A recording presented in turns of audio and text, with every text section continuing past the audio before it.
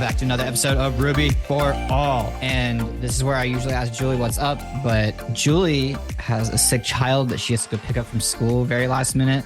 So I am wishing her the best with that and good luck. But the show must go on today because we have a guest and I want to welcome Bhumi Shah to the show. You want to give a brief introduction, let the people know who you are, why you're famous? Yes. First of all, thanks for inviting me. And it's good to be here. And Julie, wishing you good luck with the sick child because I know what that is like. But to everyone else, hi, I'm Bhumi. Just a quick backstory, my Rails story, my Ruby story. I became a web developer in 2012 when I taught myself Ruby on Rails from Coursera course. That was the education platform that was popular back then. Also like Code School's Rails for Zombies with Greg Pollack. And of course, the Rails tutorial by Michael Hartle. Like I did those things in succession for like 2-3 months and I became a web developer. And later on also like the Rails cast from Ryan Bates. But I said I became a web developer in 2012. But before that, I was already a software engineer doing low-level embedded software and firmware for implantable medical devices. I did that for 6 years, nothing to do with the web. So I made an intentional transition in 2012. But before doing the low-level stuff, I went to school for and got a degree in computer science and engineering. So that part of my story is a little bit like traditional/boring. But while I was working full-time at all of these jobs, I was always doing some sort of teaching, either being like a buddy to new hires or interns at work, or even being a TA in undergrad for my computer hardware class. So, but I didn't really realize that I liked teaching and I was doing that. It was kind of a thing I was doing on the side until a couple of years. My last couple of years when I was like looking back, I was like, yeah, it's something I've always been doing. It's like my thing that I want to do more of. So that's what I've been doing the last couple of years and currently doing even more of that with writing and trying to see if I can make teaching as one of my jobs. How's that experiment like going for you so far? Do you think you can do it? So I've studied a lot of people who have done it, specifically Chris Oliver from GoRails. And learning his story is what inspired me to even try. Okay, yes, I heard an Indie Hackers podcast about Chris exactly 2 years ago, I think. And before that, didn't know anything about him or GoRails. I had seen a GoRails, but I didn't know anything about it. So that's what inspired me to think that I could try. There's lots of other people who are like creating content. And that word content, I have to like do a side note here. Like I had a biggest hump over getting over like the word content and being a content creator as like a thing that people call themselves. And I was like, I'm a software engineer. Like I'm not a content creator, but I think that I've gotten over that hump finally, and which is a good thing because there's lots of different ways to teach, writing being one of that, which I feel like most comfortable with, but also recording screencast and recording podcasts even and doing talks and so doing courses. So I think I had given it a shot a couple times in the last couple of years and then sort of stopped for various reasons. Like I have to get over these humps that I have. The current hump that I think I'm getting over is like charging actual money for teaching, right? Like it's something that I feel like, oh, if I just write blog posts and put it out there, there's no strings attached. You just, it's there. But if I make a course and a thing, how do I charge for it? And do I charge for it? Would anybody pay for it? So I think that's the hump that I'm currently working through getting over. Could it become a job? But the fact of doing it, like if I could just do it indefinitely for free and I had all the free time and I was like independently wealthy, then I think I could totally do it. Like I could definitely imagine myself learning and teaching and getting deep into stuff. So I think the funny thing is that being a content creator to me and to like, especially like the generation right below me, that's what cool people do. Right. So in my brain, it's like, being a content creator is cool. Why wouldn't you want to be a content creator? But I also have kind of struggled with that in the past of like, I don't consider myself to be a content creator. I'm an engineer and I like do stuff and volunteer my time and speak it wherever I can and this and that, but I'm not a content creator. But that's buffoonery because I have created a ton of content and I have put it out, and I don't think it's fair to you or me to doubt yourself in that area. Be like, am I this? Am I that? Like you just listed off a ton of stuff. Also, if you're looking for a place to host a course, Podia.com. Yes. Now I can get my pat on the back later. But that's interesting that you talk about Chris's journey. So what part of Chris's story specifically kind of motivated you? So I remember I try to focus on like the beginning of people's journey because I feel like I have to start at the beginning, right? I can't start at the end. Like I have this thing where I'm like, oh, I can imagine where I want to end up, but there's a lot of hard work to get there. So I remember something he said in the Indie Hackers interview where the very first thing that he did was he actually made a course and he put it out there and maybe a few people bought it or no one bought it. And he was kind of discouraged, but also like he learned that might not be the format in which he wants to go about teaching. And then I think eventually like the weekly screencasts came about. And then I think he started charging for every other one. Like it was like the free a week. And then, so you get people who are still along for the ride who can't pay or who don't want to pay, but then you get the funnel of people coming in eventually. That made me think that it's not you just start off one day and you just start creating content and people just start liking it and following you and paying you. You have to start building reputation, building trust, and then it is a longer journey. So if you do it for 6 months and it's not going somewhere, it doesn't mean that, like you said at the beginning, that you might take 2 years. And Chris has been doing that for at this point, I think like a decade or something. And it took a long time before GoRails got to a point where it was sustainable, like full-time income. So just thinking about the beginning of the journey and being like, okay, like you have to trust the kind of the process and it takes time and keep going in that direction. So you talked about you're currently thinking through charging for content, charging for like maybe putting out lessons and charging for them. And I want to hype you up. So what's your kind of like hang up on it, do you think? I think it's too early. I'm not saying that because I'm trying to be like humble or something. I think that my being on the internet is like a new thing for me. Like I was working in obscurity and I was happy with it. Coworkers and I didn't go to conferences, wasn't in Twitter. So people have to like, first of all, they have to, in order to trust you, they have to know you and they have to have already gotten some benefit from you, like learned from you. And it's just too early. Like I think not enough people know me or therefore trust me or have gotten enough benefit from me. So I think right now, I'm not actually focused on figuring out how to charge. And right now I'm focused on how can I keep going? Like, how can I keep learning and sharing and teaching things that are super clear and well thought out and helpful and useful and sort of practical? And how can I keep my own energy and enthusiasm levels to the point where I can keep doing that for the next months and if not years? And then it might be a right time to charge for it. Because if I do charge for something and it doesn't go anywhere, I don't want to get discouraged. And I don't think it's like one of those things where it's like all or nothing. You can ask people for feedback without charging money for it to gauge whether or not it's working, like what you're doing is working or not. And so I'm doing more of that, just asking feedback in my newsletter or asking questions, those kinds of things, which are small things to build towards a thing where I feel like it's like a clear sell, like, oh, okay. Of course, if Bhumi makes a course, I'm going to buy it because I've already learned stuff from her. It's not like I have to convince people to do it. I'm sort of waiting to get to that point. But at the same time, and we can talk about this later, I do have perfectionism tendencies, right? So part of it is I want to get something to a place where it feels more perfect than just kind of like ad hoc. I'm just going to throw stuff and see if it works. I like what you talked about. Like you already know that it might be discouraging if you were to put out a paid course and not enough people purchase it. This is something that I try to tell myself, but it's really hard for me to actually follow through on it. Maybe the goal for me isn't that I make money on the course. Like that's your goal. I've been trying to think about it like maybe my goal is just to put the course out. Who cares? I've had courses like cooking for years. Like I've had multiple ideas, multiple failed starts, and I'm not actively working on anything, but I'm like, they just kind of sit there on the back burner. And I'm like, maybe the goal isn't to put out an amazing course. Maybe the whole goal is just to put out something. Yes. But publishing content is hard. What have your kind of experiences been as you've started to publish more and more content? And like, how do you kind of keep that going? Yeah. So I've had these spurts of writing a bunch of blog posts and then stopping. And then I also made a bunch of screencasts and then kind of put them on a YouTube channel and never told anyone about it. Right. So I've done that over the last couple of years. And I feel like I've come to a place now where I've done enough of that. So I feel like, okay, I failed at not continuing. So I'm kind of ready to just continue doing it.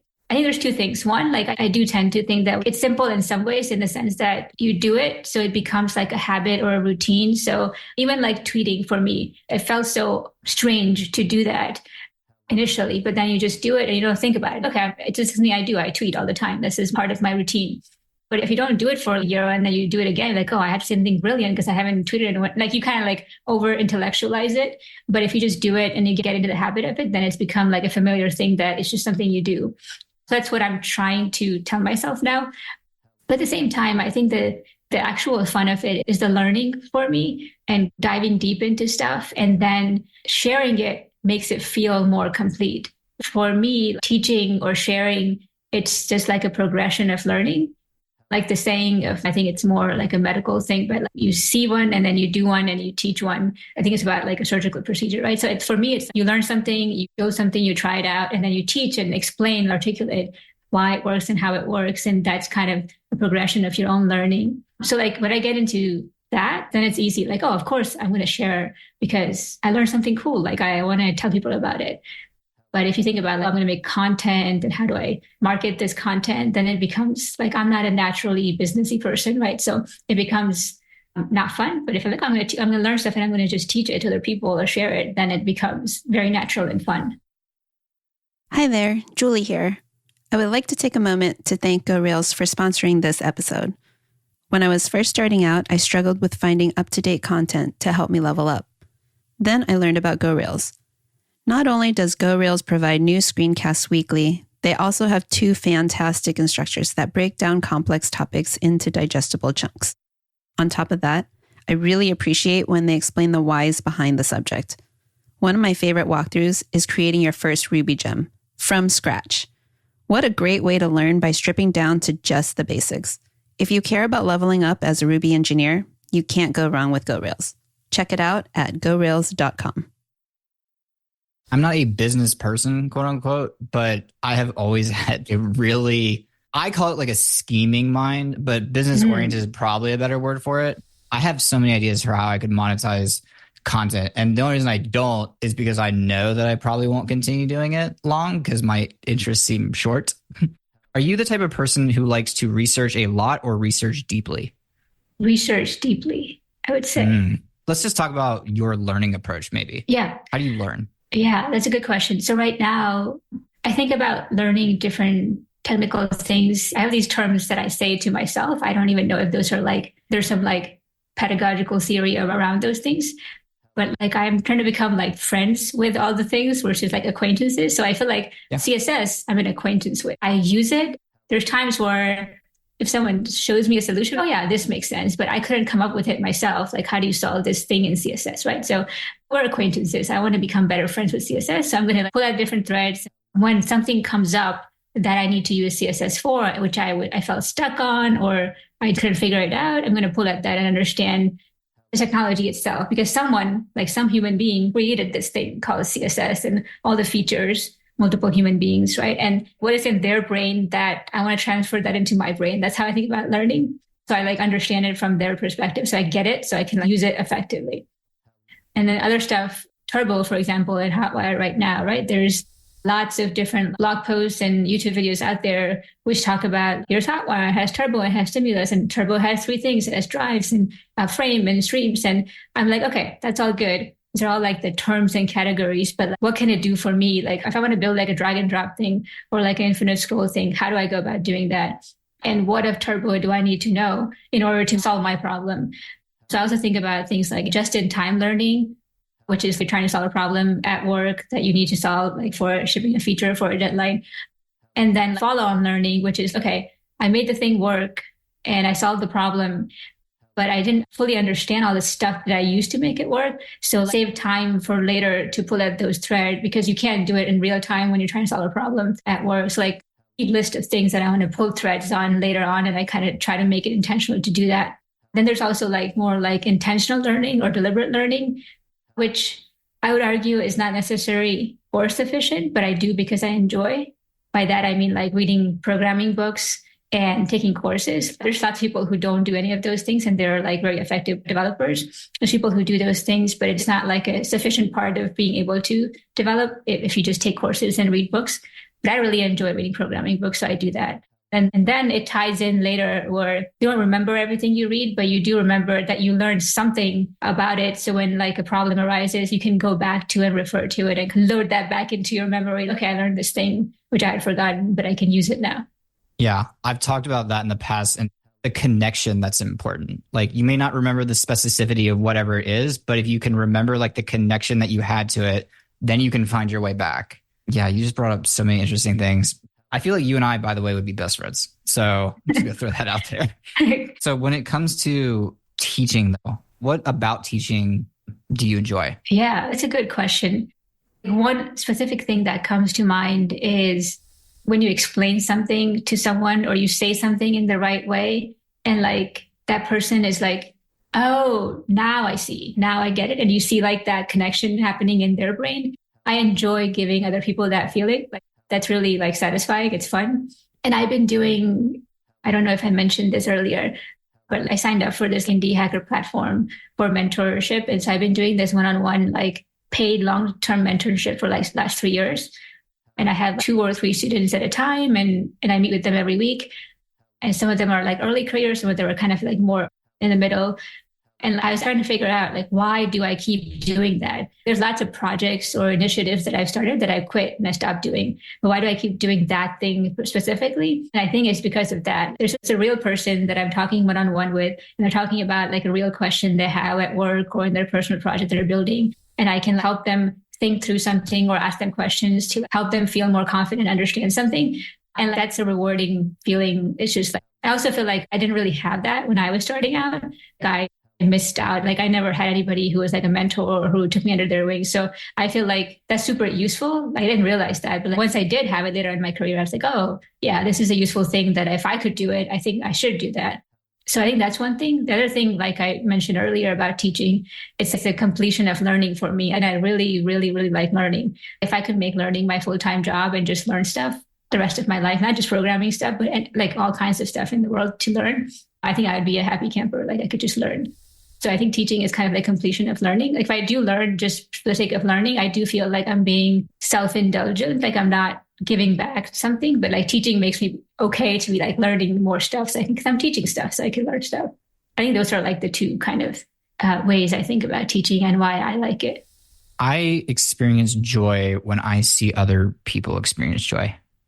That's kind of what I thought about when you were saying that. That's why I mentor and why I do the things I do, because when they succeed, I feel like I've succeeded. Like I feel that. And when they're failing, I feel that too. And it sounds like you're in the same boat where there's so much going on. We have a lot of things in the pot. Like we start and stop projects all the time.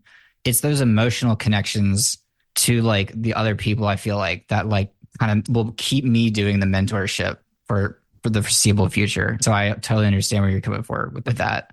Here's my problem though. I love to learn. I'm just naturally curious, but I am different from you in that I'm not a deep learner. I like to learn a lot. And my problem is that I like to teach as well. And I like the feeling of sharing the things I've learned with others. But I often get stuck somewhere there in the middle between I find something really cool, I want to share it, but then I don't know if it's like perfectionism or I don't know where really the blocker is for me to like, I have this content, I could share it with people, but I just don't. So you mentioned earlier about there's some kind of like half completed courses that you have and other content that you want to share, but you don't. And for you, it's not really about making it like a job or making money from it. It's more just what if, like, just put it out there. Can you get over that hurdle of just putting it out there? So what do you think? Is it like perfectionism is a word, but I think for me, it means certain things. How am I a perfectionist? What does it mean for you? Like, how are you a perfectionist and what's stopping you? So here's what I know. I know that I go across the web and read tons of stuff. And there are people who will put 3 or 4 sentences and publish as a blog post on their website. And maybe I find it insightful, maybe I don't, but I respect the people that do that a lot. Just share. I really like the indie web community and the microblogging communities and that kind of idea, because I like the idea of just continuing to share and not being beholden to some sort of standard. Now, the problem is that I was raised in the American school system. So my entire brain is I can't write something that isn't complete, that isn't completely structured, that doesn't have images, that doesn't have conclusion, an introduction, like an emotional grappling hook, and then the content and all this stuff. And I know that it doesn't have to be that. But for some reason, I have a standard for myself that I do not hold other people to, which is kind of an across the board issue. But I think it kind of means it's kind of perfectionism. So I feel you. I think that is definitely something that's part of perfectionism. For me, it's not so much about the writing, how it has to be complete with an introduction and the conclusion and like the end. For me, it's like it needs to be thought through, well thought out and thorough and deep in like the information that I am conveying. It can be like surface level or it can be like half-assed in any way. If someone tries the examples, the code snippets I put, like they need to work. There cannot be any typos. There cannot be any, right? So I think that's a standard that I think that's okay to hold myself to. I don't want to go below that level, right?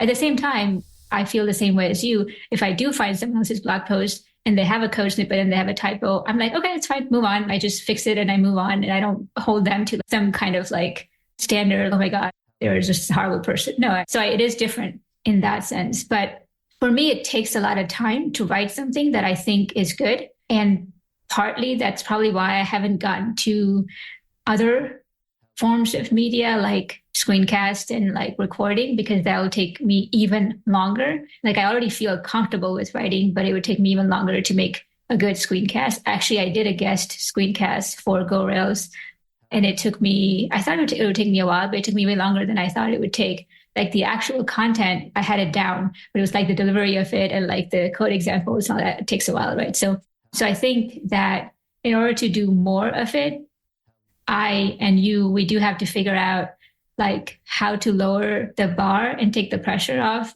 in some aspect, but not in all. I would not feel good sharing something that was like incorrect, like factually incorrect. But that might happen. And if it does, it won't be the end of the world. And so I have to take the pressure off in that sense to create more stuff that's out there. And one way to do that for me is just to treat myself as I treat others. Like if someone else is putting something out there, I'm not offended if there's a typo. It's like, it's okay. So kind of doing it that way. But basically for you, I think it sounds like there isn't really anything stopping you other than put something out there that you think is like the usefulest thing that you can share. I think you already do share stuff on Twitter, like that format. So that could be fine. It doesn't have to be a well-formatted like blog post, but like sharing more stuff like that. That's shorter. Yeah. I don't know. We'll see. We'll see. The number one reason startups fail is that they run out of money. There are so many ways for startups to lose money. Downtime shouldn't be one. Recent studies found that downtime can cost $427 per minute for small businesses and up to $9,000 per minute for medium-sized businesses. That's every single minute. A monthly subscription with Honeybadger helps you prevent costly downtime by giving you all the monitoring you need in one easy-to-use platform, so you can quickly understand what's going on and how to fix it, which helps you stay in business. Best of all, Honeybadger is free for small teams and setup takes as little as 5 minutes. Get started today at honeybadger.io. That's www.honeybadger.io. What's your favorite type of medium to kind of use? What are you enjoying the most? Is it like video? Is it written? Is it audio? What do you enjoy creating the most? I'm most comfortable writing text with code examples. So that's currently what my newsletter is. It's just text with code examples. I'm doing this thing with like no links. I have no links in my thing also. And that's partly because I wanted something like that. I wanted like a newsletter where I can just read something and learn something in 5 minutes and then not click around and then bookmark stuff that I'm never going to read later and then feel like I have all these open loops in my mind. So I'm trying that. It's hard sometimes because I make an exception to link to GitHub, like Rails source code or something. But other than that, I don't have any links. So I'm enjoying that. Like I enjoy consuming written content, like programming that's written. So I'm enjoying that. But I do know that there are certain things where screencast or like more interactive is much better. Writing, it becomes tedious when you have so many different moving parts and you're showing so many different files. And so I do want to get better at screencasting. By better, I mean faster, so I can do more of it. And I think that it is a matter of practice. Maybe creating short ones, not super long ones, and just kind of put more screencast out there. So yes, writing is in my comfort zone. Screencasting, I want to get to it be more in my comfort zone. Another thing that I've thought about doing is like an audio only technical content. I think that does not exist, probably for a good reason. Like it's challenging to explain stuff in audio, right? But I listen to Remote Ruby, right? You all do talk about specific code that you're probably imagining while you talk about that you are working through some problem. And I find that useful. I think that is useful, but I'm trying to think about how do I make that so it's like consumable in a short, like if you have a 5-minute break or a 10-minute break, you learn something. Because I want that. Like I'm able to just take a break and learn something conceptually that doesn't require me looking at a screen or looking at code. So I've tried doing that unsuccessfully. By that, I mean, I haven't even put anything out there. Like I've just tried recording and it doesn't make sense. So I'm like, okay, scratch this. I'll try again with a different topic. But I wonder what you think about that. Like, is there a need for audio technical content that you can just consume without looking at a screen? Yes. And I think the way I would do it, it's hard to talk about code. You're right. What it's a lot easier to do is to talk about the problem itself. And that naturally leads to some discussion about the architecture. But I think that the problem with a lot of technical content is that without context of a problem, without like an understanding of where you may encounter this in the world or where it would be useful, it feels useless and just nothing. So yeah, I would totally listen to that. And I feel like if it was almost like a short story of I encountered this problem, here's where I encountered this problem and here's how we solved it, but almost like an organic, like narrative way, I think that would be really good. Almost like, you've ever heard Darknet Diaries? No, I don't think I have. It's an InfoSec podcast that's excellent, but they do a good job of a very kind of narrative. Like they do very long stuff, but it's very narrative, but it also can get very technical. And I've learned a lot about like botnets and like InfoSec securities through that, but it's give you a story. And like through that story, you're able to learn things in it, if that makes sense. Yeah, that does make sense. That reminds me of an idea I had a long time ago, which was you're debugging something and you always go down a journey, right? And you learn something, especially if it takes you more than like a day or two, there's always something to learn that you can share with others. So like a bug story where you can just talk about the bug you had and how did you go about solving it, and maybe invite people who had some gnarly bugs that they saw recently and like talk about that. I have lots of ideas about like podcasts and projects and things that I would do, which I haven't yet done. But I think that's kind of like along the lines of making it a story. So it's more sticky, like you remember it.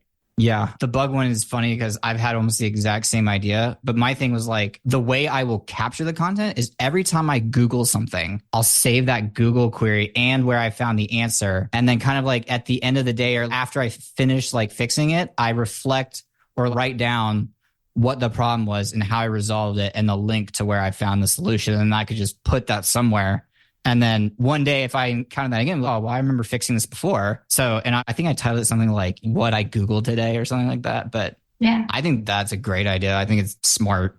And it's kind of easy to, if you're working as a software developer, it'd be kind of easy to collect that information if you just scroll through your history. Like even the small things, I feel like.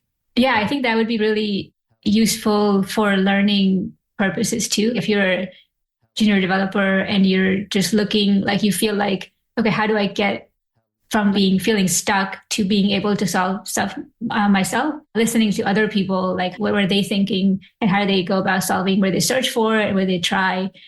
I think that would be useful too from like that perspective. That reminds me of another idea I have, which I think is a little bit more realistic that I do want to try doing is, I know there's been a lot of talk about hiring junior developers, junior Rails developers, and different problems around it and how to go about solving that or addressing that.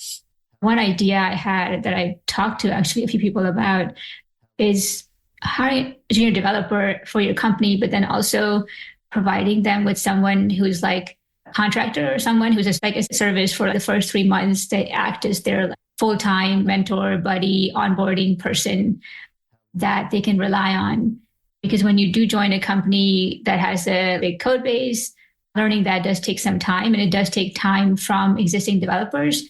And if you don't allocate that time for those developers, it becomes challenging. All those things that we've heard reasons for not hiring junior developers because they can't afford to do it. I think it would be kind of interesting if they had a resource they could go to without feeling bad for like bothering that person, because it's their job to be there for them and onboard them onto the company. But it's not like a full-time thing. You can do it for the first few months and then they can move on. I don't know. What do you think about that based on, I know you talked to a lot of people about this particular like topic. I'm not blowing smoke when I say that's one of the smartest things I've ever heard in my life. That makes so much sense. Yeah, I have to think about that. That's a really interesting idea of having the person that they kind of go to with their problems be not one of the main engineers, and it being, that's a really interesting idea. I like that. Yeah. So one of the objections that I can think of to this idea, right, is that, well, the person who they're going to, like if it's a service that someone is providing as part of, and I can imagine being this person because I've done this job, right? And that's what I'm thinking about, like different ways I can use my strengths and how I can like work in some sort of a client capacity, right? So the objection I can think of is that, well, the outside person also doesn't know the code base and they need to be onboarded. That's the best part though. Exactly. That would be the best part, because while they can onboard themselves probably faster, they can run into the same issues that the other person, the junior, will run into and be like, oh yeah, this issue, it's not you. This place is just doing something weird. So this is how you fix it, whatever. Or this issue, there is something that you could learn that's on you, that you can learn this thing, and they can kind of guide them in that way. So I think that would be useful. But anyway, putting something out there in the world that I think could help, but I don't know what the realistic reaction would be from people who are actually in the position to hire. I think the objection would be it's expensive still because of the contractor part. But I think the other benefit, though, is that I think what junior developers really benefit from, like the lasting benefit, is learning how to solve problems and learning how to find the answers that they need, like where to go to find things. Yeah. And so to have a contractor who doesn't know the code base either, the way I see that benefit is so much is that, okay, you get to watch a senior engineer figure out a problem. To me, that would be super beneficial to like level someone up. Of like, you spend like a few months with someone and they just teach you how to find the answers and like go through it together and you build that understanding there. Yeah, I think that's really interesting. Yeah, not just teaching you the thing, but teaching you how to teach yourself and be self-sufficient in the future. 100%. Like I said, I feel like we could be best friends and we could probably talk forever, but we are running on time. So is there any message that you want to give out as the final thing you want to leave people with here? Going back to talking about like teaching and writing and creating content, I think one of the things that is super valuable and useful to someone who is putting themselves out there and creating content is, if you have something that you read or watch that you really find useful or that you like, just tell the person that made it, because that feedback is such a boost to anyone. And this is kind of advice for myself too, because I think to do it, but I don't always do it. But I would like to make it like a habit to give people feedback who are putting themselves out there and creating all this content that I've benefited from. 100%. Not echo exactly. I tried to think about it to try to do it because of the exact, I like to get it as well. So I think the more people telling, hey, even if blog post from like 4 years ago, if you just randomly if I got like randomly mentioned, this thing you put out a long time ago just fixed my issue, I would feel great about that. Yeah, totally. So doing that for other people, doing to others. You put out a lot of stuff. Where can people find everything that you're doing? Yeah, so the best place right now is I have been writing consistently a Ruby newsletter, which is not just about Ruby, but about web development. And that is on my button down, so buttondown.com/Bhumi. I try to stay active on Twitter, so that might be a good place to go as well. The best way to stay in touch is if you subscribe to my newsletter or follow along. Well, we will have links to all of that in show notes. I really appreciate you taking the time to do this. I had a lot of fun, and I hope people learn something, or I feel like you have a very inspirational story. Like, I want to go make content now. So I'm hoping that's kind of how other people feel as well. Awesome. Thank you. Yeah, thanks for having me on, and thanks for inviting me. Of course. And we missed you, Julie. Yeah, I miss you, Julie. Everyone else, we will see you back here, same time, same great place. Bye, everybody.